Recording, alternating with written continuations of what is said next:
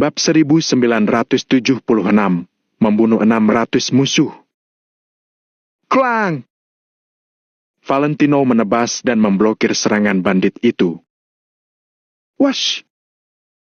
Kemudian, dia kembali menebas dan langsung memotong arteri leher bandit ini.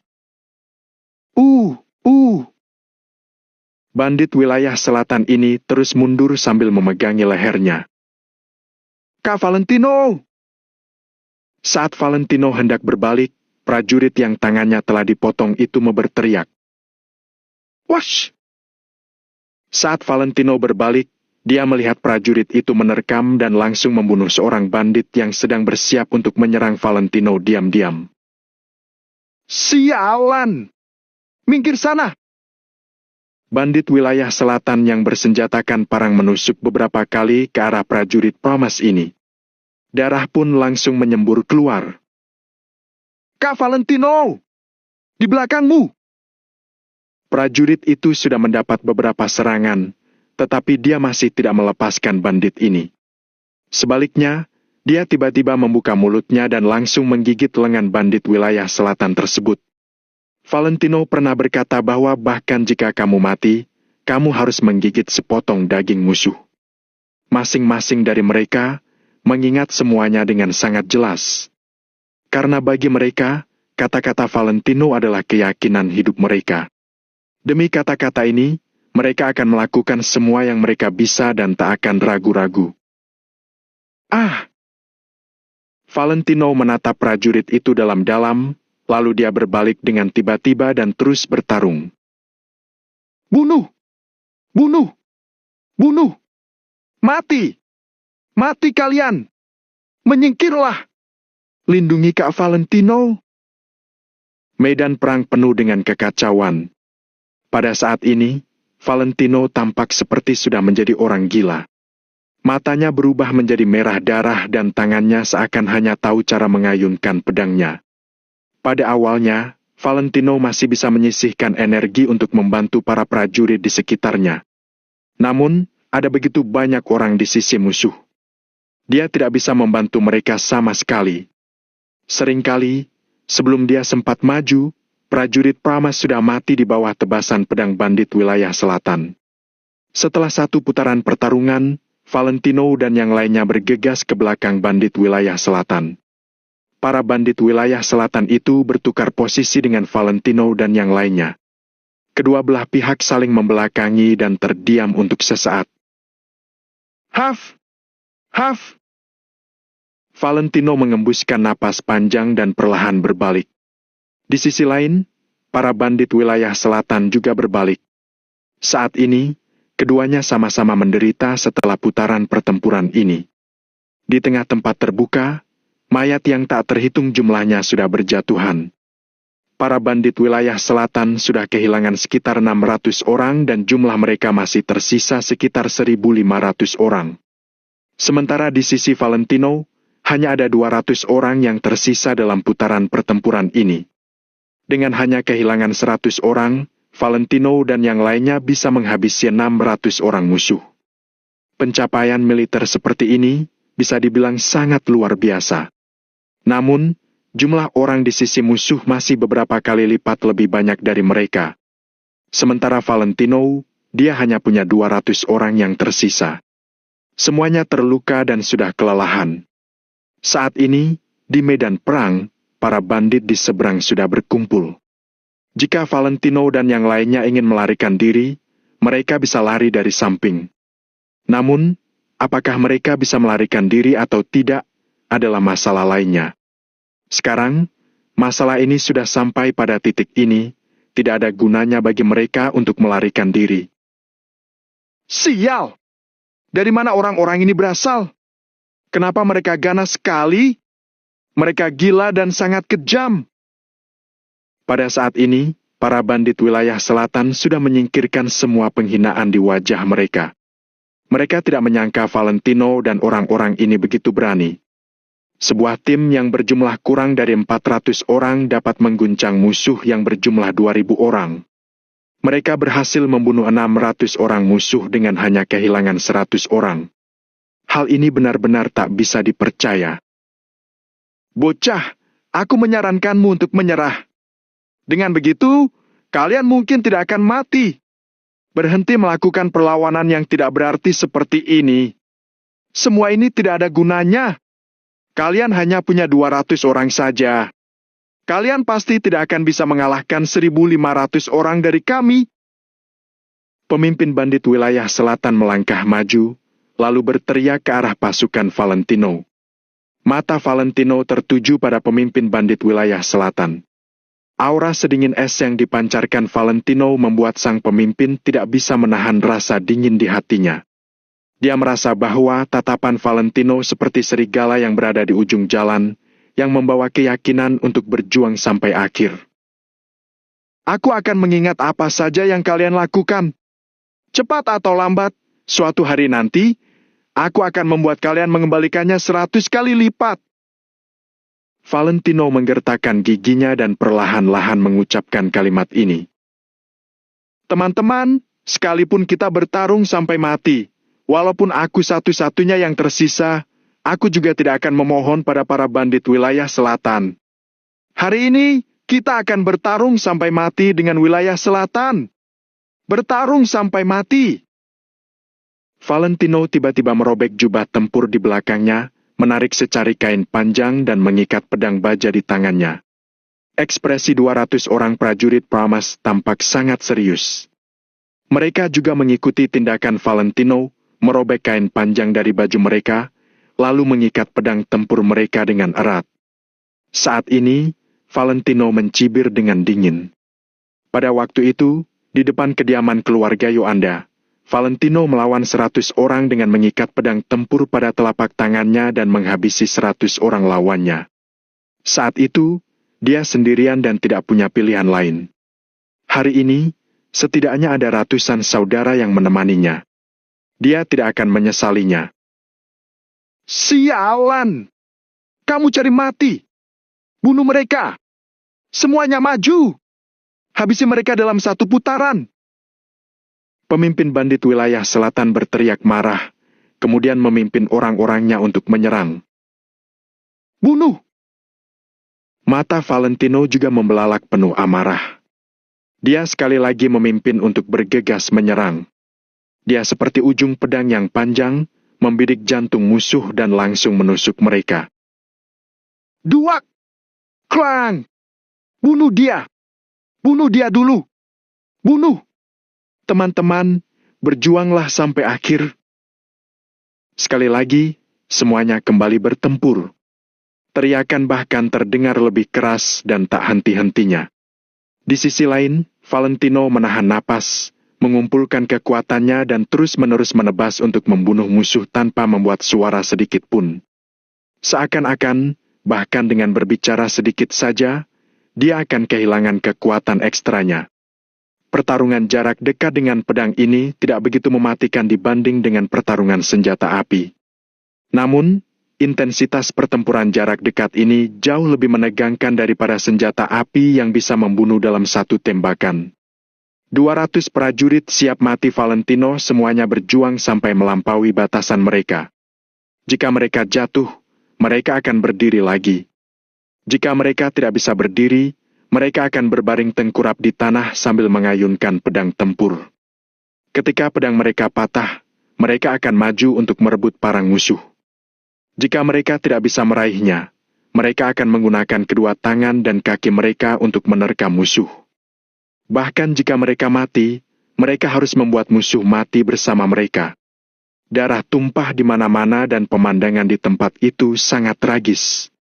Di belakang, entah sejak kapan sejumlah besar prajurit negara Nagon sudah tiba.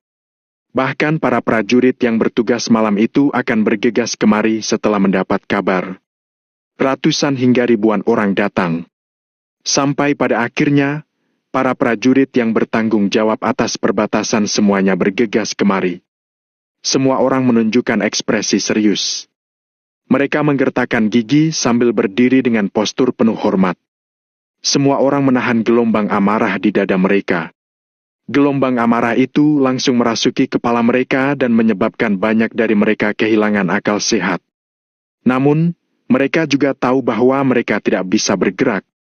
Setiap hari, bandit wilayah selatan ini dengan sengaja memprovokasi para prajurit di perbatasan dan ingin mereka untuk bergerak.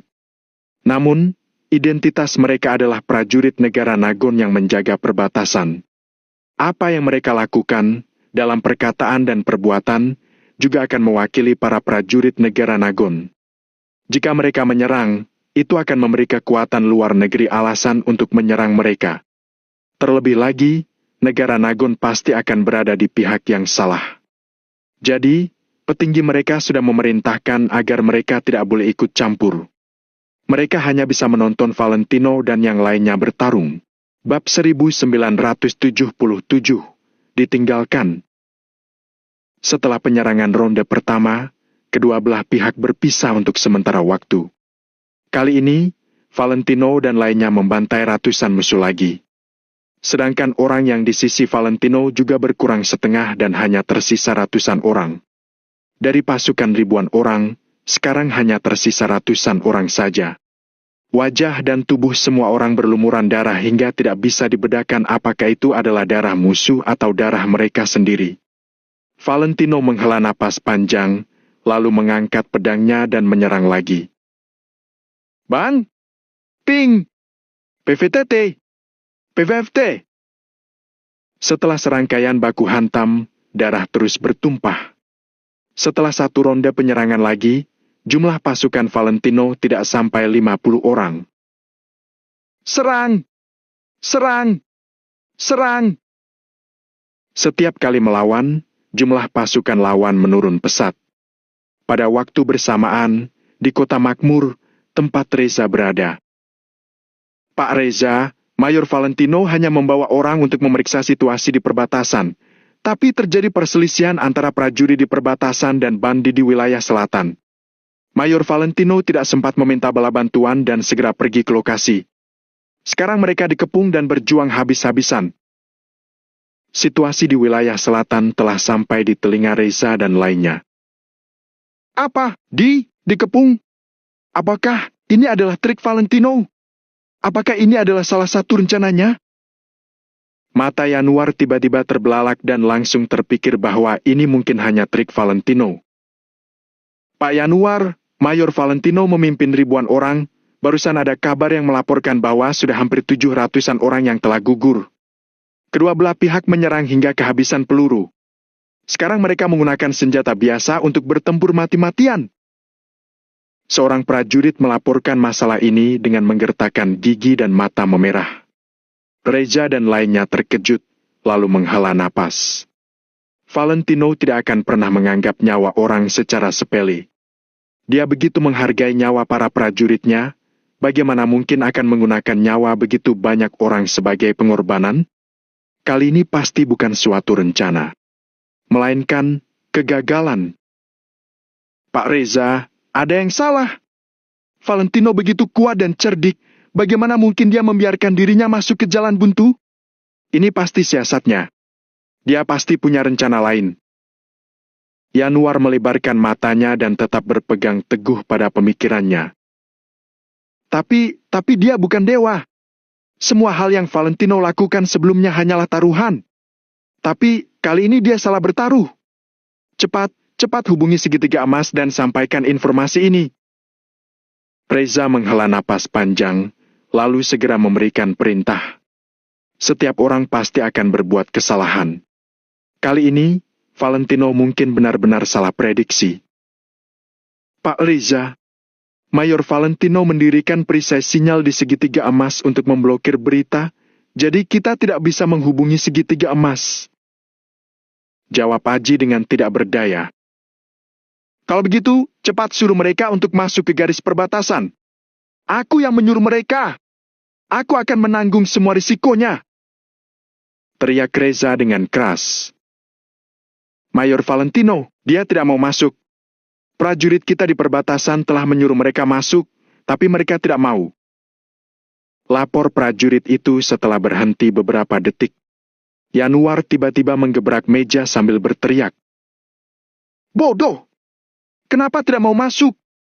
Kenapa? Dia tidak ingin rencana kita terungkap dan melibatkan seluruh negara Nagon. Mata Reza terbelalak, dia langsung mengerti apa maksud Valentino. Valentino tidak ingin negara Nagon mengalami bahaya. Jika demikian, kehidupan yang damai akan hancur dan akan ada banyak orang yang menjadi korban. Pada era ini, kekuatan militer di berbagai negara sangat berkembang. Jika terjadi peperangan, pasti akan memakan banyak korban jiwa. Pak Reza, apa yang harus kita lakukan sekarang? Jumlah musuhnya sangat banyak. Di pihak Mayor Valentino hanya tersisa 200 atau 300 orang saja, sedangkan musuh masih ada ribuan. Aji segera meletakkan ponselnya, lalu berkata dengan suara yang penuh kekhawatiran.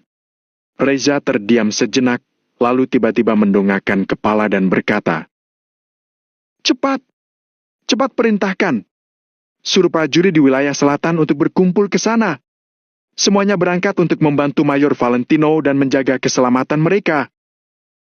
Perintah Reza membuat semua orang tercengang. Apakah Reza mau membiarkan seluruh rakyat negara Nagon terlibat demi melindungi Valentino? Hal ini tidak sesuai aturan. Dalam pilihan antara minoritas dan mayoritas, terkadang kita harus mengorbankan minoritas. Pak Reza, ini sepertinya sulit untuk menyuruh seluruh prajurit di perbatasan menyerang. Yanwar duduk dengan perlahan dan memaksa dirinya untuk tenang. Reza langsung menekan 3 nomor tanpa basa-basi. Halo, aku adalah Reza Tandi.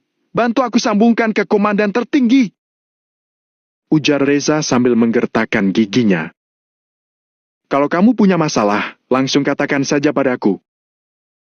Ujar sekretaris di ujung telepon. Kalau begitu, kamu bantu aku sampaikan bahwa aku meminta prajurit di perbatasan wilayah selatan untuk menyerang. Orang di seberang telepon langsung terdiam. Mayor Valentino membawa pasukannya berjuang mati-matian untuk melindungi prajurit di perbatasan wilayah selatan dan melindungi reputasi kita. Tapi, sekarang dia disergap dan hidup matinya tidak diketahui. Aku meminta prajurit di sana untuk menyerang. Setelah Reza mengatakan ini, orang di sisi lain telepon kembali membisu.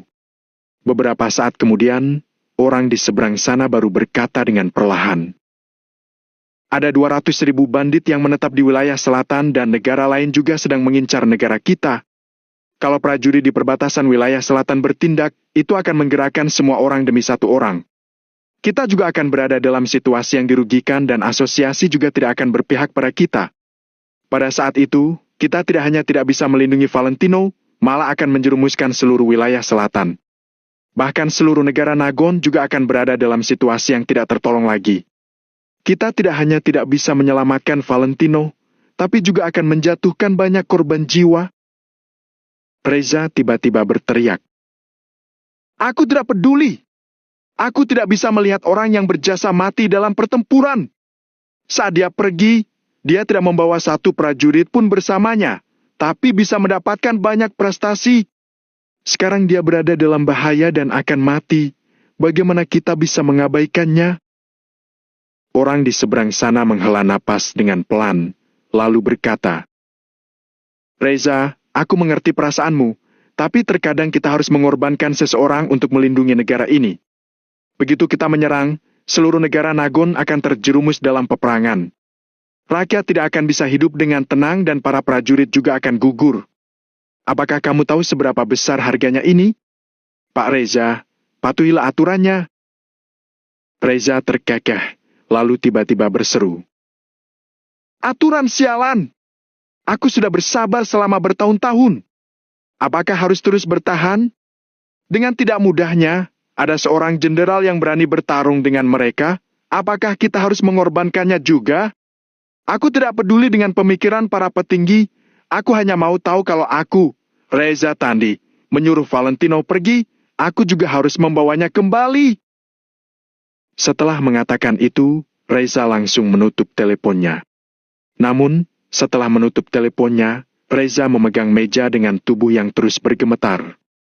Saat mendongakkan kepala, air matanya mengalir turun dari matanya. Air mata menetes di atas meja. Pada saat ini, bisa dibayangkan seberapa tertekannya Reza. Aku tidak bisa melihat pahlawan gugur. Reza menyeka air matanya dengan lengan bajunya, lalu segera memberikan perintah. Bab 1978, demi reputasi siapa? Tidak peduli gegabah atau tidak masuk akal. Dulu, Reza yang mengantar Valentino ke sana. Sekarang dia hanya ingin Valentino pulang dengan selamat. Aji, ambil segel emasku dan beri perintah di perbatasan. Reza menarik napas dalam-dalam dan langsung ingin mengeluarkan segel emas gubernur militer. Pak Reza, kekuasaan Anda telah diberhentikan selama 3 hari. Aji mendongakkan kepala dengan perlahan, lalu berjalan ke sisi Reza sambil membawa ponselnya. Wajah Reza menjadi pucat, lalu dia duduk di atas kursi dengan perlahan. Dia bisa memahami tindakan petinggi. Dari dulu hingga sekarang, berapa banyak prajurit yang mengorbankan diri demi melaksanakan tugas? Menggunakan sejumlah kecil nyawa orang untuk menggantikan kedamaian orang banyak adalah cara yang paling tepat. Oleh karena itu, demi kehidupan damai para rakyat, mereka mau tidak mau harus melakukan keputusan ini. Mengorbankan sebagian kecil orang untuk melindungi sebagian besar orang. Namun, bagaimana mungkin Reza mengorbankan Valentino? Cepat! Suruh orang menyerang segitiga emas untuk menantang asosiasi Maple Pavilion dan asosiasi Promise untuk mengalihkan perhatian orang-orang Valentino. Selama membuat Chris dan yang lain pergi ke sana, mereka akan melihat Valentino bertempur di sana dan membantunya.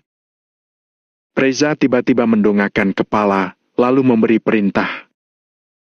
Pak Reza, sekarang Anda sudah tidak memiliki hak militer.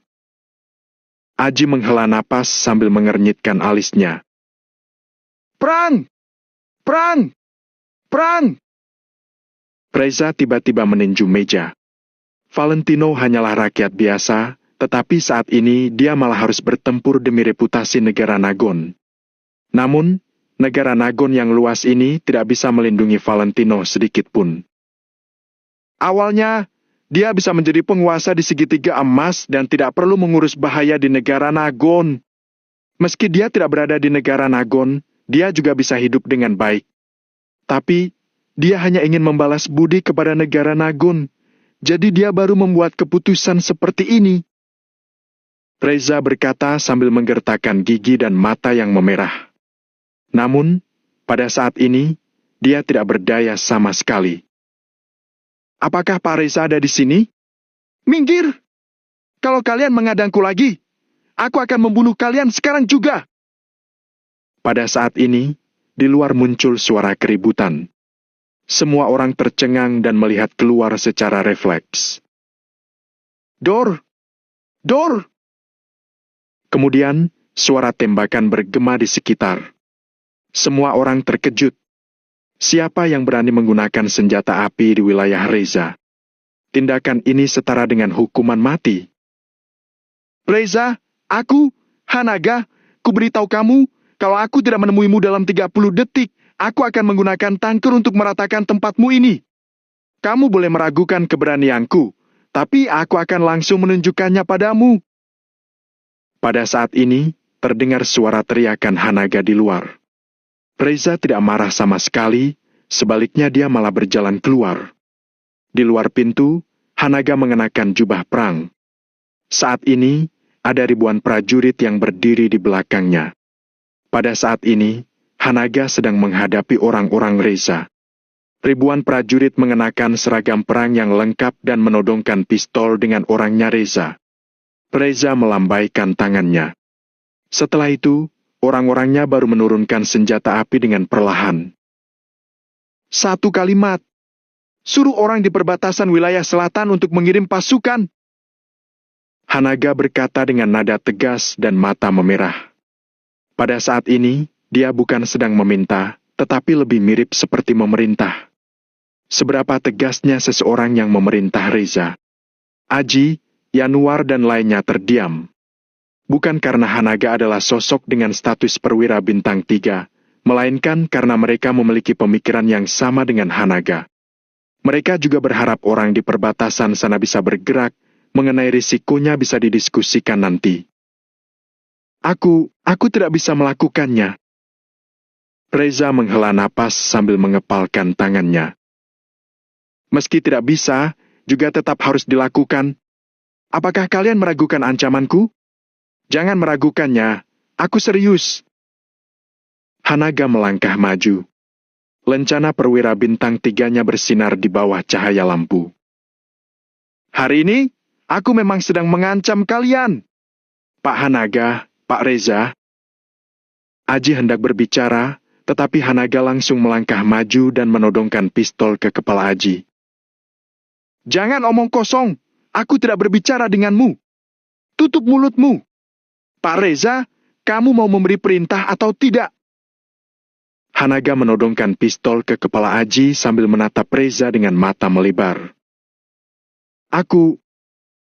Reza menghela napas. Jangan beralasan denganku.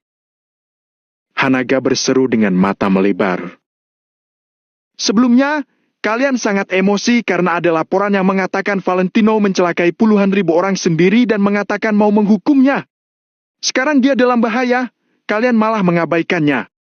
Apakah benar berbuat seperti ini? Pada saat ini, Hanaga merasa sangat murka dan kehilangan akal sehatnya. Aku tidak bisa membuat perintah. Hanaga, kamu harus tenang. Reza menghela napas lagi, lalu memegang tangan Hanaga. Tenang? Untuk apa menantuku pergi ke perbatasan? Dia mendapat prestasi berkali-kali, membunuh ribuan musuh, demi siapa? Dia mencari keadilan untuk prajurit di perbatasan, melindungi negara dan berjuang mati-matian demi reputasi siapa? Sekarang kamu suruh aku tenang. Kata Hanaga sambil membelalakan matanya. Reza langsung terdiam.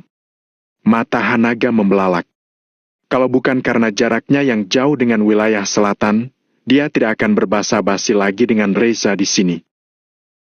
Pak Hanaga, tadi Pak Reza juga mau mengirim pasukan. Tapi, petinggi telah menonaktifkan kekuasaan Pak Reza demi situasi keseluruhan.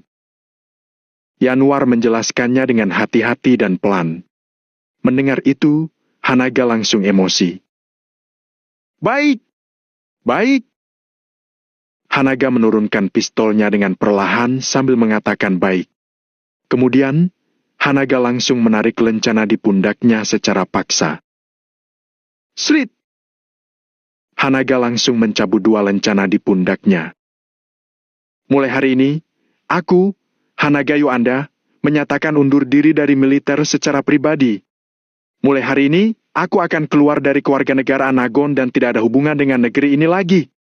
Hal yang aku lakukan selanjutnya sama sekali tidak ada hubungannya dengan negara Nagon. Setelah mengatakan itu, Hanaga langsung meletakkan lencana dan segel jenderal ke atas meja. Lamerto Suwarno mengundurkan diri secara pribadi. Lamerto langsung melangkah maju, lalu melepaskan lencana di bahunya. Kemudian, satu persatu perwira maju untuk melepaskan lencana dan meletakkannya di atas meja. Seketika, lencana menumpuk seperti bukit kecil di atas meja. Selama 10 tahun ini, aku, Hanaga, telah mencapai banyak prestasi. Tempat ini juga sudah memberikan banyak hal untukku. Hari ini, aku mengembalikan semuanya seperti semula. Tapi, aku tidak akan mengembalikan senjata ini. Aku gunakan jasaku selama 10 tahun ini, serta 36 bagian lukaku untuk membayar utang ini. Setelah mengatakan itu, Hanaga langsung pergi. Ribuan orang di belakangnya juga ikut pergi tanpa ragu. Reza dan lainnya terdiam. Reza sebagai gubernur militer seharusnya mencegah Hanaga. Namun, pada saat ini, dia tidak bisa menemukan alasan untuk mencegah Hanaga. Bahkan dalam hatinya, dia tidak ingin mencegah Hanaga sama sekali. Bab 1979, membongkar identitas sendiri. Hanaga dan yang lainnya berbalik lalu melangkah maju. Tatapan mata mereka terlihat sangat tegas. Ada laporan.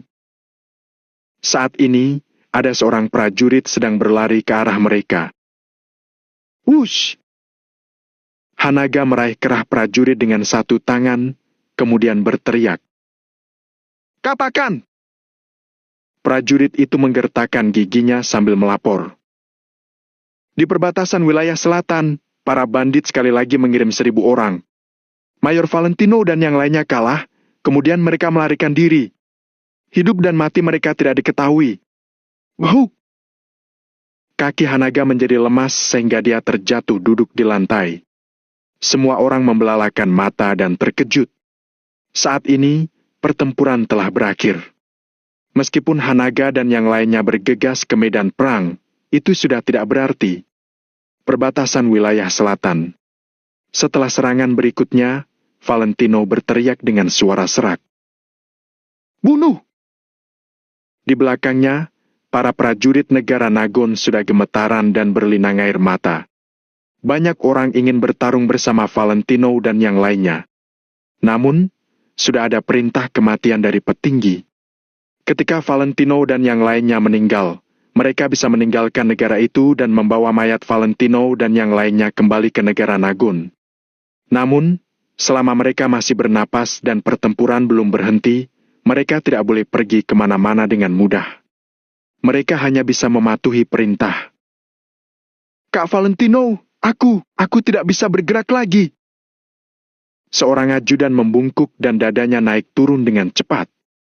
Di tubuhnya, ada sebanyak 7 atau 8 luka. Yang terdalam sedalam hampir 5 cm. Valentino mengulurkan tangan untuk memapah ajudan itu, lalu dia perlahan-lahan menempatkan ajudan itu di tanah. Saat ini, ada kurang dari 30 prajurit Pramas yang berlumuran darah di samping Valentino. Dada mereka naik turun dengan sangat cepat. 20 prajurit ini juga prajurit terakhir Valentino. Dalam pertempuran yang mematikan ini, pasukan yang awalnya berjumlah ribuan orang telah terbunuh lebih dari 900 orang sehingga sekarang sisa kurang dari 30 orang.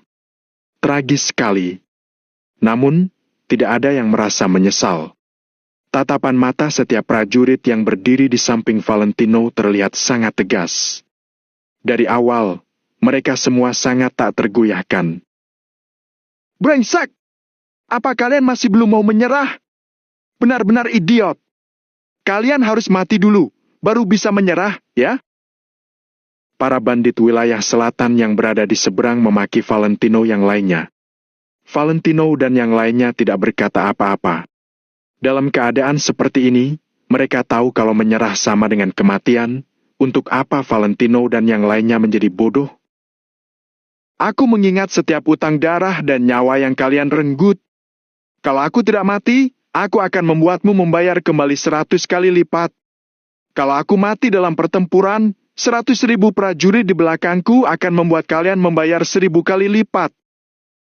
Valentino yang sedang memegang pedangnya tampak teguh. Tangguh, garang, pantang menyerah. Saat ini, sekujur tubuh Valentino sedang memancarkan aura yang berwibawa dan perkasa. Baiklah, bunuh lagi! Teriak para bandit wilayah selatan itu, kemudian mereka menerjang lagi. 20 prajurit terakhir Valentino juga mengangkat lengan mereka yang sakit dan memegang pedang. Drap, drap, drap! Lari lebih cepat! Bunuh mereka! Saat ini, suara tembakan yang berantakan dan memekakan tiba-tiba datang dari jauh. Valentino dan yang lainnya terkejut, lalu menoleh. Sorot mata mereka penuh harapan. Jangan-jangan Chris telah datang. Semua orang menjadi sangat bersemangat. Para bandit wilayah selatan itu juga tercengang, kemudian buru-buru menoleh. Suasana seluruh medan perang langsung berubah. Namun, saat Valentino melihat dengan jelas seragam yang dikenakan oleh orang-orang di seberang, dia tersenyum. Orang yang sedang berlari ke tempat mereka ada sebanyak 1000 orang. Namun, itu bukan prajurit Pramas, juga bukan prajurit Maple Pavilion. Dilihat dari seragamnya saja, Valentino sudah tahu kalau itu bandit wilayah selatan. Orang-orang itu adalah bala bantuan para bandit wilayah selatan.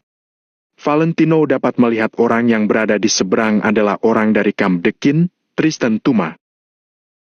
Kak Valentino, kita tidak akan bisa menang. Ayo lari! Ajudan lain segera meraih Valentino, kemudian hendak melarikan diri. Pada saat ini, tidak ada bandit wilayah selatan di sebelah kiri mereka. Dalam baku hantam sebelumnya, formasi yang awalnya mengelilingi sisi musuh juga sudah hancur. Karena itu, semua orang siap melarikan diri. Mereka tidak punya pilihan selain bertarung satu sama lain dengan senjata tangan. Mereka juga tidak akan mundur selangkah pun demi harga diri mereka. Namun, mereka bodoh kalau masih bertarung dengan pedang ketika musuh akan menyerang dengan senjata api. Tunggu sebentar. Valentino segera berbalik, lalu menarik ajudan yang sedang duduk di tanah itu. Kak Valentino, tinggalkan aku. Kalian pergi saja. Ajudan itu melebarkan matanya sambil berteriak. Kalau saat ini kita terus bertarung, kita benar-benar bodoh. Cepat pergi. Dia mengerahkan seluruh kekuatannya untuk mendorong Valentino. Saat ini, bala bantuan bandit wilayah selatan semuanya mempunyai senjata api. Valentino dan yang lainnya bahkan tidak bisa berjalan di samping mereka. Mereka bahkan tidak memiliki kualifikasi untuk mati bersama orang-orang itu. Lari! Lari! Lebih dari 20 prajurit berlari sambil menarik Valentino. Saat ini, mereka sama sekali tidak tahu arah, jadi mereka hanya bisa berlari ke tempat yang tidak ada bandit. Valentino melotot ajudan itu yang makin jauh darinya, lalu air matanya pun meleleh. Mulai sekarang, kita adalah prajurit Maple Pavilion. Valentino tiba-tiba mengulurkan tangannya untuk melepaskan topengnya, kemudian dia melangkah maju. Saat ini, topeng yang tadi kotor sudah dilepas sehingga wajah Valentino yang sebenarnya muncul kembali. Situasi sekarang memaksa Valentino harus melarikan diri. Namun, dia tidak bisa lari begitu saja tanpa mengerti apa-apa. Hanya dalam 10 detik, sebuah rencana sudah terbentuk di benak Valentino. Valentino menarik napas dalam-dalam, lalu berteriak dengan marah. Bandit wilayah selatan, kalian terlalu kejam. Karena seekor kelinci, kalian membunuh prajurit Maple Pavilion. Aku, Tommy Wijaya dan 200.000 prajuritku bukan manusia sebelum kami berhasil membunuh kalian. Setelah itu, Valentino melarikan diri bersama 20 prajurit yang tersisa. Valentino sudah mengucapkan apa yang hendak dia katakan. Apakah Chris dan yang lainnya bisa mengerti atau tidak? Valentino tidak tahu. Apa? Dia adalah Tommy Wijaya? Tristan yang telah datang membawa orangnya langsung membelalakan matanya karena kaget. Kejar! Tangkap Tommy Wijaya hidup-hidup. Nanti Tuan Dekin akan memberi hadiah yang mulia. Cepat! Kejar! Tristan langsung memimpin orangnya untuk mengejar Valentino dan yang lainnya. Prajurit Maple Pavilion yang masih bisa berdiri, berdirilah. Untuk Maple Pavilion, untuk Kak Valentino, bertahanlah. Mati! Ajudan itu berteriak, kemudian memeluk kaki seorang bandit wilayah selatan. Setelah itu, banyak prajurit yang sudah tidak bisa berdiri dan terluka melebarkan mata mereka. Mereka pun berusaha menangkap para bandit wilayah selatan yang melewati mereka. Mati! Mati! Mati! Setiap prajurit yang masih bisa bergerak berteriak dengan marah sambil menarik para bandit. Tristan menatap Valentino dan lainnya yang sudah berlari ke kejauhan sambil segera memerintah. Sialan! Bunuh mereka! Cepat kejar mereka! Drap, drap, drap! Para bandit itu terus menembak, kemudian ajudan itu dan yang lainnya pun mati. Kejar! Kita harus menangkap Tommy Wijaya. Kepung orang-orang di belakang, kemudian tahan mereka di wilayah selatan. Kita tidak boleh membiarkannya kembali ke segitiga emas. Selama dia berada di daerah ini, dia tidak akan bisa kabur. Tristan tampak penuh semangat. Bab 1980, Buronan. Tristan tahu kalau Dekin pernah mengungkit nama Tommy Wijaya. Dekin bahkan pernah menunjukkan foto Tommy padanya. Tommy adalah orang yang diinginkan petinggi. Jika Tristan bisa menangkap Tommy, itu pasti dianggap sebuah pencapaian besar. Tadi, Tristan juga melihat dengan jelas kalau pemuda yang berteriak padanya benar-benar mirip dengan Tommy yang ada di dalam foto. Meskipun dia tidak tahu kenapa tidak ada darah di wajah Valentino setelah pertempuran berdarah itu, saat ini dia tidak punya waktu untuk memikirkannya. Dia hanya ingin menangkap Valentino dulu.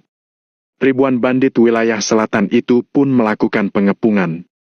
Mereka langsung memblokir Valentino dan yang lainnya yang ingin melarikan diri kembali ke segitiga emas. Dalam keadaan seperti itu, Valentino dan yang lainnya hanya bisa lanjut melarikan diri. Dor, dor, dor, dur, dur, dur. Suara tembakan juga terus-menerus terdengar. Para prajurit negara Nagon yang berada di dalam perbatasan menatap Valentino dan yang lainnya melarikan diri dengan mata lebar. Lari, lari, lebih cepat, lebih cepat. Setiap prajurit menatap dengan mata lebar. Mereka terus-menerus berteriak kepada Valentino dan yang lainnya di dalam hati. Terlepas dari apakah Valentino berlari ke arah yang benar atau tidak, setidaknya bisa melarikan diri untuk sementara waktu adalah hasil yang ingin mereka lihat. Yang penting bertahan hidup dulu. Dur, dur, dur, dur. Terdengar suara tembakan lagi. Sepertinya Tommy tertembak. Para prajurit di dalam perbatasan terkejut. Mereka melihat Valentino terjatuh setelah suara tembakan tadi. Gawat, gawat. Semua prajurit itu menatap dengan mata terbelalak. Detak jantung mereka pun mencepat. Setelah itu, Valentino dibantu berdiri oleh seseorang, kemudian berlari menuju ke kejauhan. Akhirnya, Valentino dan yang lainnya menghilang dari pandangan mereka. Para bandit wilayah selatan juga langsung mengikuti mereka. Mereka seperti binatang gila yang mengejar Valentino dan lainnya. Tidak ada yang tahu apakah Valentino dan yang lainnya masih hidup atau sudah meninggal. Wilayah selatan, Kamp Dekin. Dekin memukul meja sambil berdiri dengan kaget. Lalu, dia berteriak. Apa? Kamu benar-benar melihat Tommy? Seorang pemuda berbaju hitam berbicara dengan cepat. Ya, Tuan Dekin. Tristan sudah memimpin orang untuk memburunya. Dia mengirim kembali kabar kalau dia yakin orang itu adalah Tommy. Bagus. Bagus. Kalian harus menangkapnya. Kalau tidak bisa menangkap yang hidup, bunuh saja dan bawa kembali kepalanya. Hahaha. Dekin tertawa dengan gembira. Selama dia bisa menyelesaikan misi ini, dia pasti akan menerima hadiah besar. Apalagi nanti asosiasi Maple Pavilion tidak akan memiliki pemimpin. Bukankah mereka akan menjadi berantakan? Pantas asosiasi Promise tidak bisa mengalahkan asosiasi Maple Pavilion. Ternyata Tommy adalah pemimpin asosiasi Maple Pavilion. Setelah itu, Dekin berhenti sebentar, lalu dia memijat pelipisnya sambil berkata, Tidak, asosiasi Maple Pavilion milik Tommy seharusnya berada di bagian utara segitiga emas. Mereka jauh dari wilayah selatan dan sebelah masih ada asosiasi Promise. Bagaimana mereka bisa kemari? Setelah Dekin menjadi tenang, dia menyipitkan mata sambil bertanya. Selain itu, kenapa mereka ada konflik dengan kita? Pemuda berpakaian hitam itu buru-buru melapor. Tuan Dekin, Tristan berkata seharusnya Tommy adalah orang bodoh yang suka berburu. Seharusnya dia diam-diam melewati pemblokiran asosiasi Promise, kemudian diam-diam datang untuk berburu. Dia memiliki konflik dengan wilayah selatan juga karena seekor kelinci. Awalnya, 100 bandit wilayah selatan telah dibunuh oleh Valentino. Jadi, Dekin dan yang lainnya tidak tahu apa alasan sebenarnya mereka bertarung dengan Valentino. Tidak ada bukti kematian. Apapun yang dikatakan Valentino, itulah yang terjadi. Apa? Karena seekor kelinci? Hahaha. Si tolol itu. Aku tidak bisa mengerti bagaimana orang tolol sepertinya bisa sangat dipandang tinggi oleh petinggi. Mereka bahkan menyuruhku untuk berhati-hati. Dasar orang tua yang konyol. Setelah mendengar itu, Dekin tertawa dan dia merasa sangat menghina.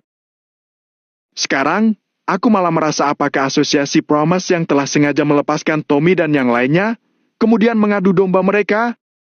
Kalau tidak, ada begitu banyak orang di asosiasi Maple Pavilion, kenapa tidak ada bala bantuan yang datang? Dekin mengusap dagunya, lalu dia berkata sambil tersenyum sinis. Jangan-jangan Valentino, si ahli strategi asosiasi Promise, bersikap licik dan dia ingin orang lain yang membunuh orang. Dia sengaja membiarkan Tommy dan yang lainnya keluar, lalu ingin kita, wilayah selatan, yang membunuh Tommy sehingga asosiasi Maple Pavilion akan membenci kita. Kalau terjadi perang besar di antara kita, asosiasi Promise akan mengambil kesempatan. Hahaha, sangat lucu. Dekin tertawa. Saat ini, dia merasa ikinya bisa meremukan semua orang yang ada di dunia ini. Mereka juga tidak berpikir apakah asosiasi Maple Pavilion akan menyerang wilayah selatan hanya karena satu orang. Setelah Dekin mengatakan itu, dia tertawa sinis. Pemuda berbaju hitam itu mengangguk. Karena di wilayah selatan, ketika ketua dari sebuah kamp mati, orang lain akan segera menggantikannya. Mau membalas dendam juga hanya membicarakannya. Mereka hanyalah sekelompok orang yang terikat oleh kepentingan bersama. Bagaimana mungkin ada hal yang disebut persaudaraan? Menurut mereka, kepentingan adalah segalanya. Oleh karena itu, mereka mengira asosiasi Maple Pavilion sama dengan mereka. Selama Tommy meninggal, pasti akan ada ketua baru di asosiasi Maple Pavilion. Lalu, setelah mereka marah-marah untuk beberapa hari, mereka akan berhenti, kan? Pemuda berbaju hitam itu mengangguk, kemudian berkata dengan nada hormat. Tuan Dekin, analisismu sangat benar. Hai MPH, dasar sekelompok orang bodoh. Dekin mengambil cangkir teh untuk menyesapnya, lalu dia mendungak dan bertanya. Omong-omong, apakah asosiasi Promise telah mengirim orang-orang dan senjata yang mereka utang kepada kita?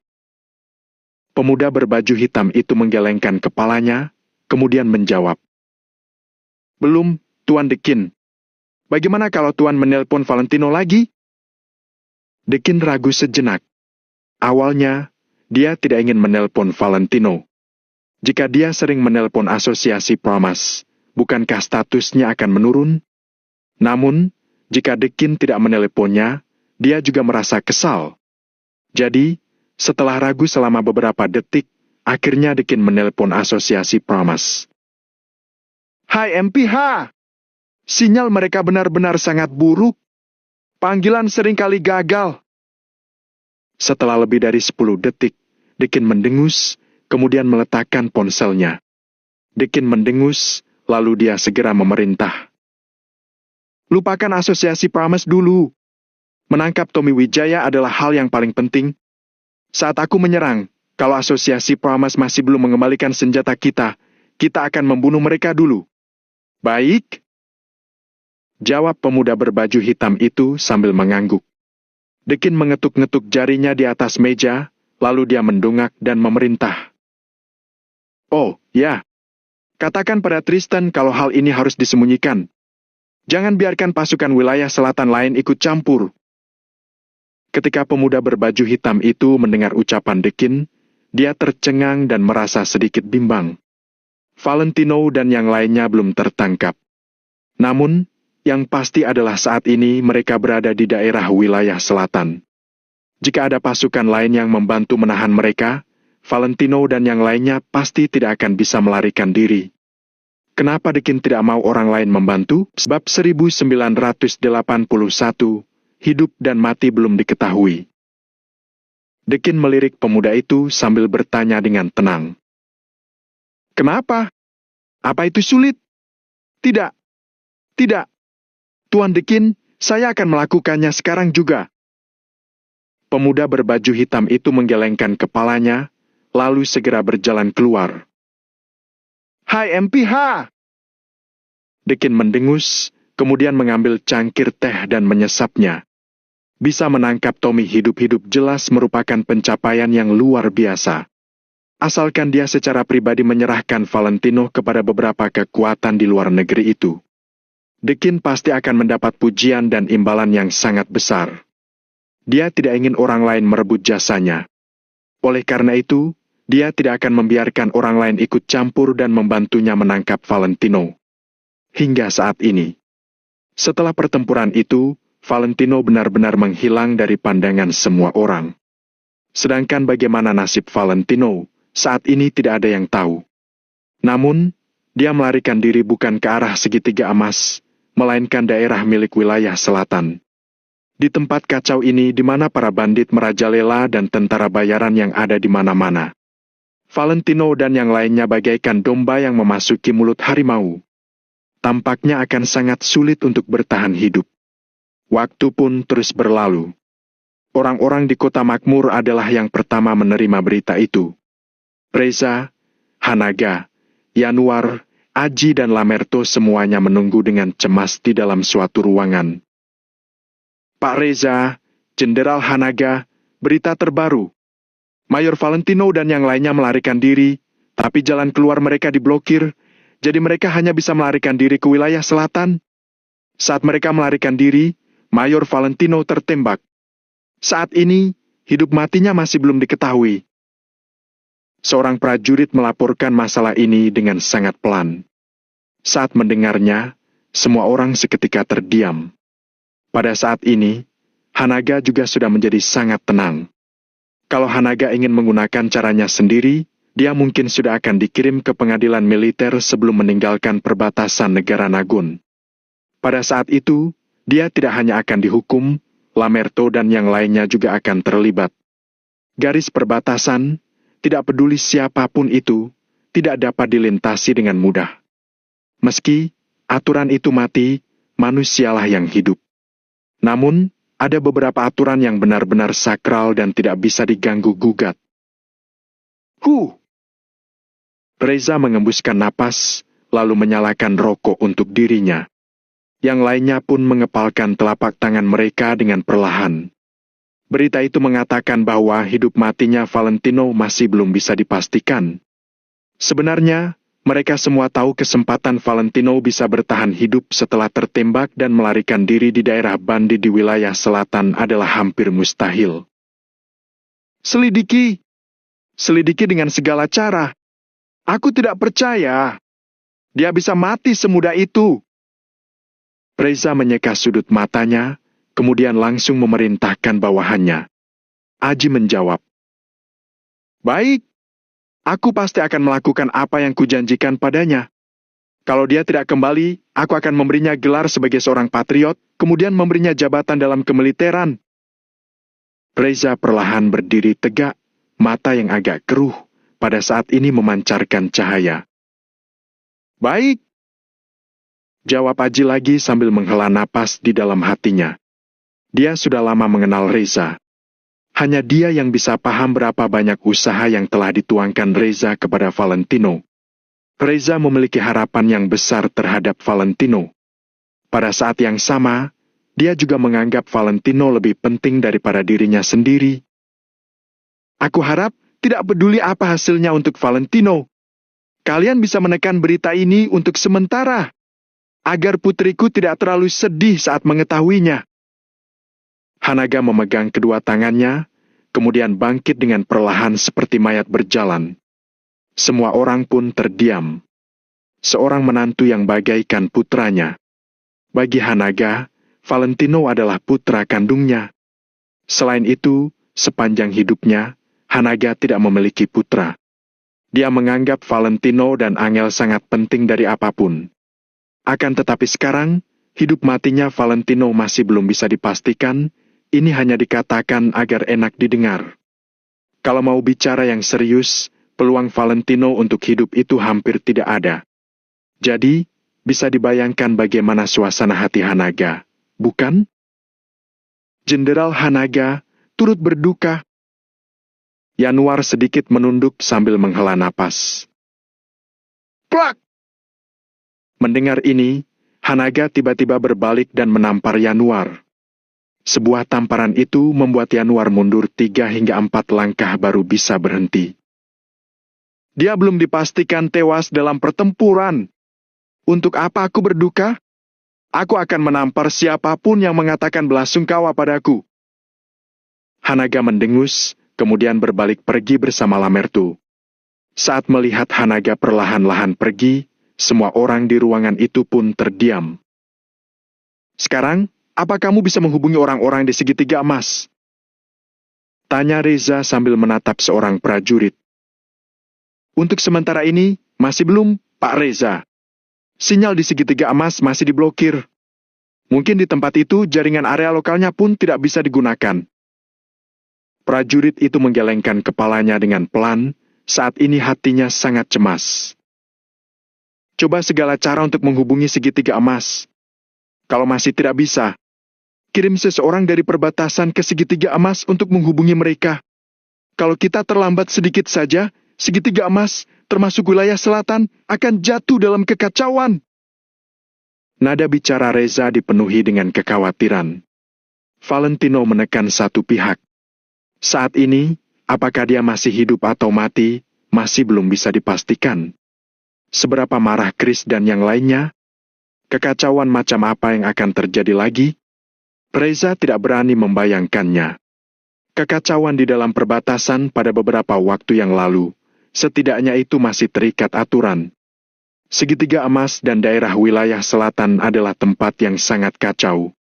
Sekarang malah terjadi masalah sebesar ini, tampaknya itu akan menyebabkan pertempuran besar yang melibatkan sebanyak 100 sampai 200 ribu orang.